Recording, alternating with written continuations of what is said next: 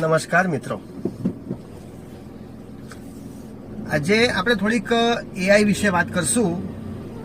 એઆઈના માટે તમે બધાએ ઘણાએ સાંભળ્યું હશે, પણ બધા એઆઈ યુઝ કદાચ ન પણ કરતા હોય. તો હું જણાવું તમને કે એઆઈ આજે ખૂબ જ ઉપયોગી છે.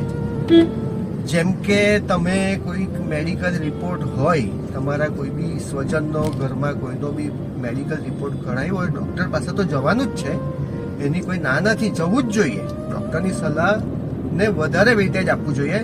પણ એ રિપોર્ટનો તમે ફોટો પાડીને એઆઈમાં આપો, જેમ કે ChatGPT છે કે જેમિની છે કે પરપ્લેક્સિટી છે કે ઘણા બધા એઆઈ ટૂલ્સ આજે ઉપલબ્ધ છે. તો એ તમને તમારી ભાષામાં, એટલે જેમ કે ગુજરાતીમાં તમારે કંઈક જાણવું હોય એના વિશે, રિપોર્ટમાં શું કહેવા માંગે છે, તો એ તમને એક રફ આઈડિયા આપી શકે એમ છે.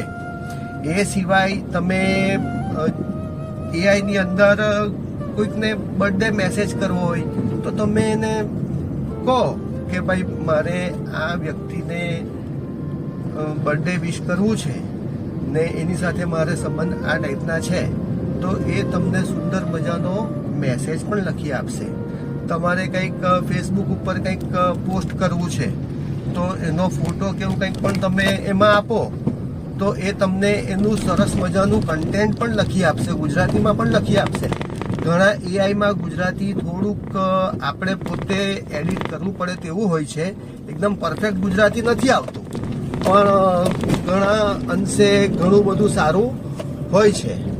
તો તમે એ બાબતે તમે ધ્યાન આપી શકો. તમારા બાળકો સ્કૂલમાં ભણતો હોય, એમના માટે બી તમારે કંઈક શીખવવું હોય, શીખવવાની પદ્ધતિ જાણવી હોય તો એ તમને એમાં પણ ગાઈડ કરી શકે છે. ઘણી વખત તમારે રેસીપી પૂછવી હોય, લેડીઝ લોકોને ખાસ, કે આજે શું બનાવવું, તો એ પણ તમને ગાઈડ કરી શકે છે.